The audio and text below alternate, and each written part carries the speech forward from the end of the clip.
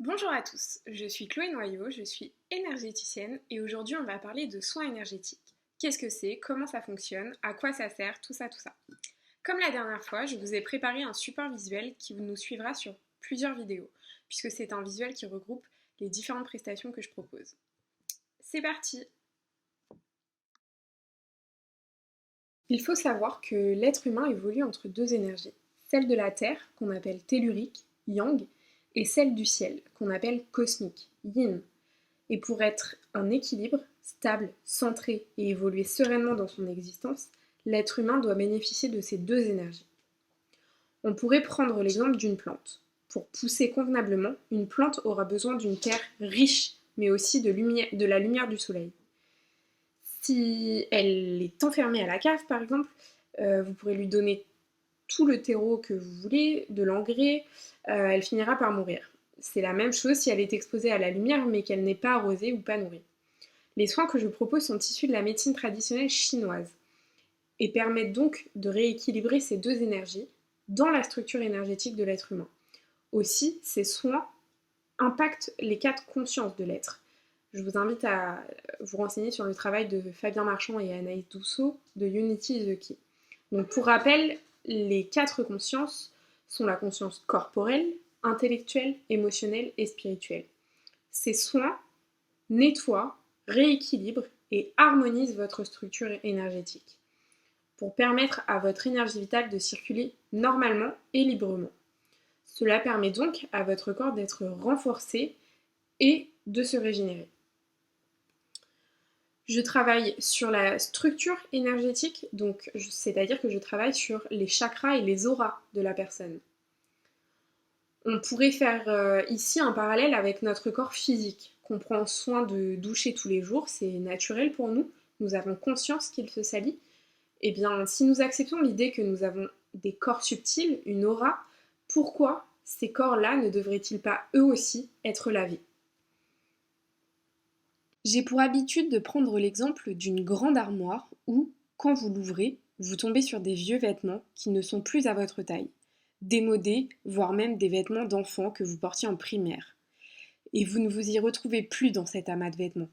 Vous perdez un temps fou à retrouver vos affaires. Alors vous faites un grand ménage de printemps et vous triez et vous jetez ce dont vous n'avez plus besoin. Tout est beaucoup plus clair, chaque chose a maintenant sa place. Eh bien c'est ça qu'on fait en soins. On nettoie et on fait de la place pour les problématiques actuelles. Vous êtes ainsi plus clair d'esprit pour les appréhender car vous n'êtes plus parasité. Je rappelle que les soins ne guérissent pas, ils permettent une guérison. C'est extrêmement différent. Nous permettons la guérison en rééquilibrant et nettoyant la structure énergétique. C'est cette action qui met le corps dans les meilleures dispositions pour qu'il puisse guérir. Mais on ne peut pas prétendre guérir. On ne fait pas de miracle. Avoir cette prétention, c'est ne pas comprendre le fonctionnement du magnétisme et de l'énergétique. Et c'est contribuer à diffuser une mauvaise image, voire une image de charlatanisme de ces disciplines. Et c'est bien dommage.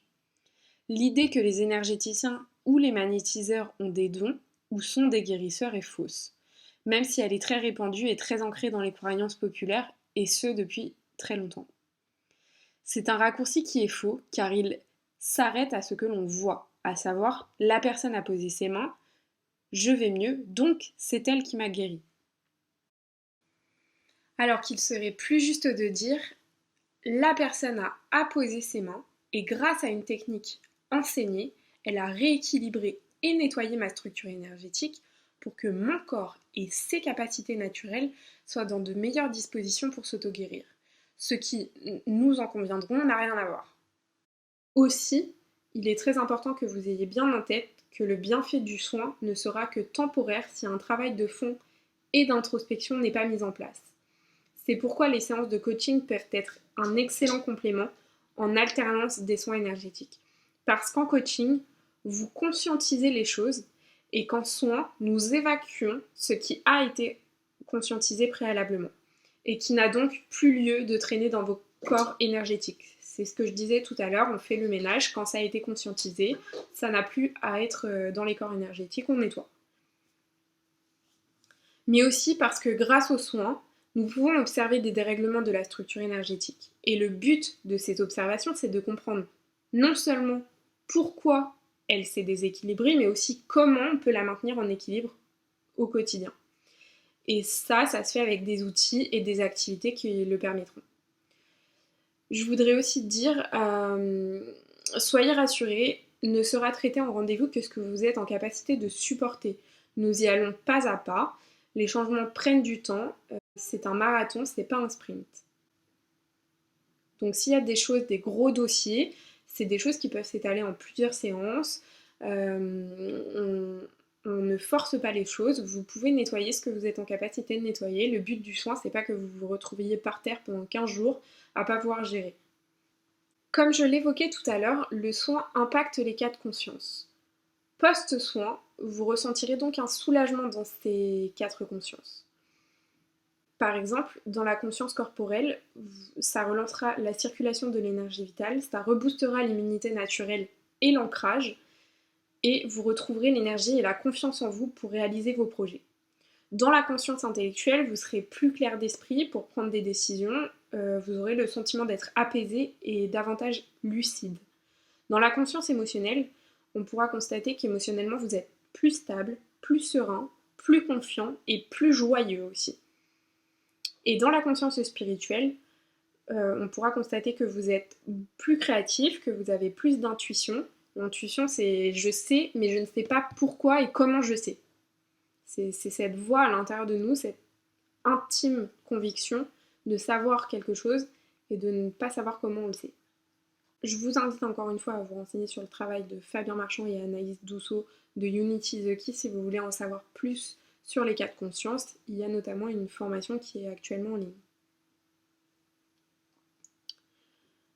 Plus concrètement sur le nettoyage de la structure énergétique, ça permettra de relancer l'énergie vitale, les méridiens principaux et les points d'acupuncture.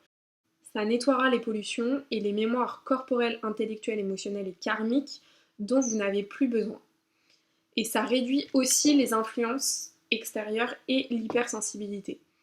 Et bien sûr, ça harmonise la structure énergétique comme je l'ai déjà dit. Comme je l'évoquais tout à l'heure, quand on travaille sur la structure énergétique, ça nous permet de voir où étaient les blocages, qu'est-ce qui était déséquilibré. Et du coup, c'est bien beau de le savoir, mais c'est mieux de savoir comment on garde en équilibre cette structure. Alors c'est un travail de longue haleine, ça ne se fait pas en 2 rendez-vous, mais le fait d'observer ces déséquilibres nous permet de voir comment on peut renforcer la structure énergétique, soit avec des outils de développement personnel qui vous permettront d'être plus aligné avec vous-même, et aussi avec des activités qui vous permettront de booster votre structure énergétique. Vous pouvez prendre rendez-vous si vous vous sentez très fatigué et que vous n'expliquez pas cette fatigue ou que c'est une fatigue chronique. Si vous avez par exemple une baisse de morale, des angoisses ou que vous êtes en dépression, ou si vous ressentez un mal-être émotionnel ou des ingérences émotionnelles que vous n'arrivez pas à surmonter. Également, si vous ressentez un besoin de changement, d'avancer dans votre vie, mais que vous vous sentez bloqué, que vous ne savez pas par où commencer ou par quel bout le prendre. Si vous avez des douleurs physiques qui persistent après plusieurs consultations chez le médecin. Si vous avez des blocages personnels ou des situations à démêler. Si vous êtes dans une démarche de développement personnel, si vous ressentez le besoin d'évoluer, ou même si vous avez la sensation que vos anciens mécanismes ne fonctionnent plus, si vous avez la volonté d'appréhender la vie différemment, que vos priorités changent et évoluent, et que là encore vous vous sentez un petit peu dérouté sur la façon dont faire évoluer ça.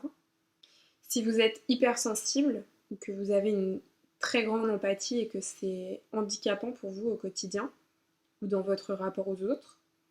Si vous êtes très facilement manipulable. Si vous avez vécu un choc émotionnel comme un décès, une rupture compliquée, une perte d'emploi ou un burn-out qui vous a grandement déstabilisé et après lequel vous avez beaucoup de mal à rebondir. Et pour finir, un récap sur les 3 grands points à retenir de cette vidéo. Le premier, pour être en équilibre, stable, centré et évoluer sereinement dans son existence, L'être humain doit bénéficier des énergies yin et yang harmonisées dans sa structure énergétique. Le point numéro 2, c'est que les soins permettent de nettoyer et harmoniser la structure énergétique, ce qui permet de rebooster son immunité naturelle et de se sentir mieux dans les 4 consciences. Et le point numéro 3, vous pouvez prendre rendez-vous si vous êtes dans une démarche de développement personnel, que vous ressentez un mal-être émotionnel ou si vous êtes hypersensible ou en raison d'une dépression ou d'un choc émotionnel. Pour la liste complète, je vous invite à consulter le site internet chloénoyau.com pour tous les critères que j'ai énumérés tout à l'heure. Et pour conclure cette vidéo, je vous rappelle que les rendez-vous se font à distance, par téléphone ou en visio, et qu'il est préférable de vous munir d'un carnet de notes et d'un stylo, ce qui vous permettra de prendre des notes durant notre échange et de les relire par la suite. C'est très précieux car vous pouvez vous appuyer dessus entre 2 rendez-vous. Si vous souhaitez prendre rendez-vous, vous pouvez me contacter par email via le site internet chloénoyau.com ou via les réseaux sociaux en message privé. Je vous recommande d'ailleurs de vous abonner car il y a plein de nouvelles choses qui arrivent. Quoi qu'il en soit, je vous remercie d'avoir regardé cette vidéo et je vous dis à bientôt.